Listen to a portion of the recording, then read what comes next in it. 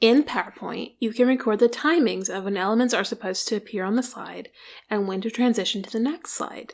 These timings will enable a PowerPoint to run automatically or to be exported as a video, while keeping the animated elements and slide transitions in sync with any audio being delivered.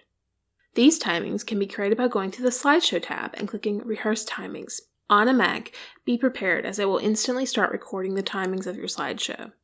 In Rehearse Timings, you'll want to click through after each video in your PowerPoint plays. Essentially, your PowerPoint is recording how long you want to spend on each slide and the exact time of when you click Advance. If your slide has a video with animated bullet points, make sure you advance within your given slide at the right times such that the bullet points appear at the desired times within the video. If you would like your slides to proceed immediately at the end of each video, be sure to advance immediately when the video on a given slide ends. Click or hit the right arrow key on your keyboard all the way through to the end, and a pop-up will appear asking you if you'd like to save the timings. Click Yes to save the timings or No to try again. Saving slide timings this way will erase any previous slide timings.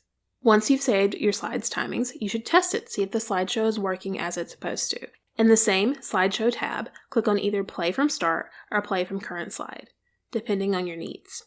Your PowerPoint should now run on its own, including advancing all the way through to the final black screen. If you're working with a group, each member can follow these steps to time their individual slides, and then the group can compile the slides later on. Since slide timings are saved per slide, the compiled slides should all still function and create one final slideshow that will automatically run when presented. However, it's always best to test the entire final slideshow before submitting it or exporting it as a video.